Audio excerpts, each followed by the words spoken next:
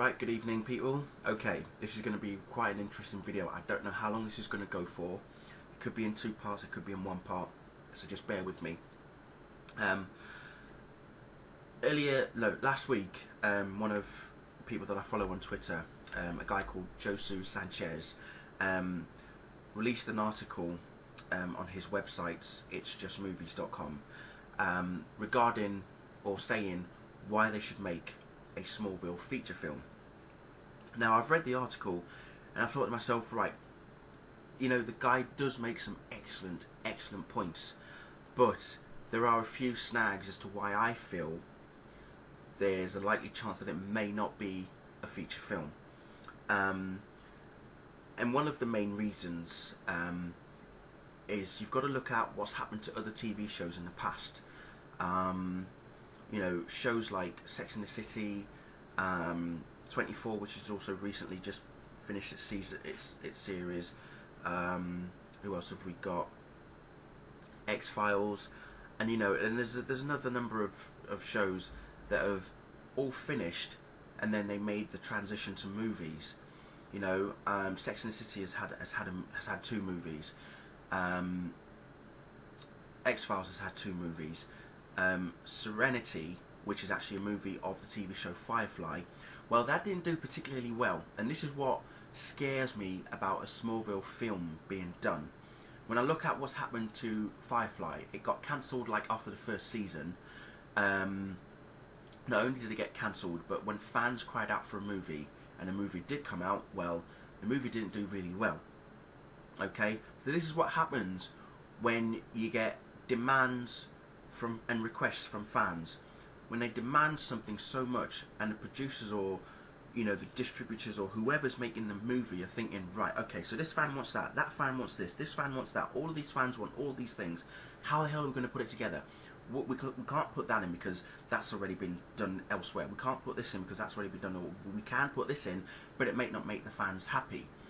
And that's what that's what is scaring me about having a Smallville movie. Okay, in that, you know, when fans demand so much, they are often let down. Okay, it's happened with Spider-Man, like Spider-Man 3, for example. Same thing with like Ghost Rider, which I don't really want to mention, but that movie really did suck. You know, you've had other things that have happened that, you know, fans have demanded so much, and yet it never came to their expectations.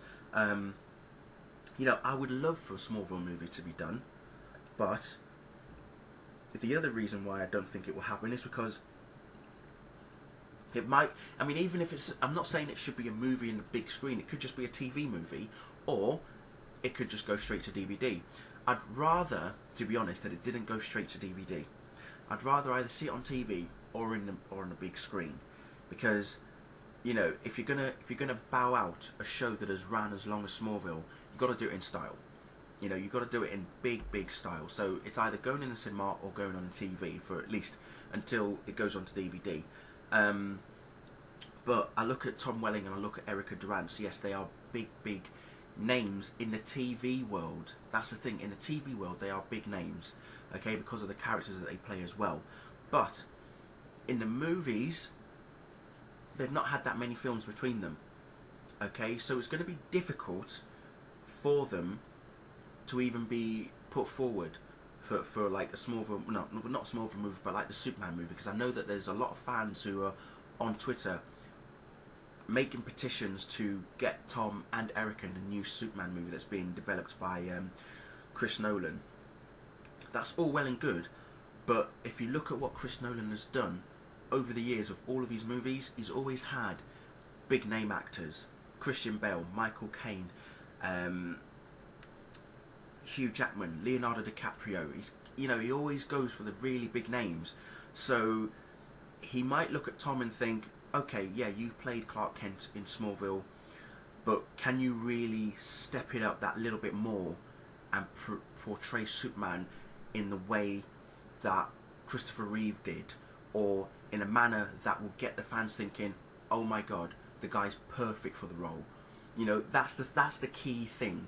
Okay, anyone can wear a Superman costume, but it takes that extra little bit of talent to really portray the character in such a way, in the way that Christopher Reeve did. Because yes, Christopher Reeve was an unknown. We all know that he was an unknown, just like Brandon Routh was. Yet Christopher Reeve played the character so brilliantly. That's what everyone else seems to be following on from.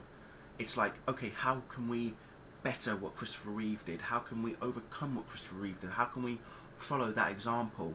And it's things like that that make me realise, is Tom Welling really up to the challenge? Because it is a huge challenge, not just to wear the costume, but to actually play the character on a big screen. It's okay to play it on a small screen. Yeah, anyone can possibly play Superman on TV. Dean Cain's done it. We've had like Superboy as well. George Reeves has done it, you know.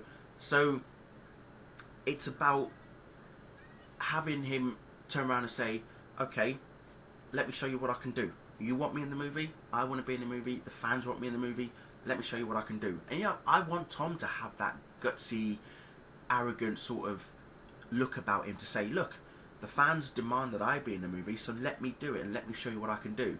You know, that's what I want him to do. And I would love for Tom to be in a new Superman movie. I would.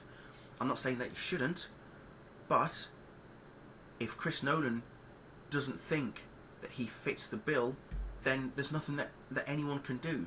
You know, us fans can demand and scream and whatever we want, but the final decision will be, okay, it's not going to be Tom, it's going to be this person instead.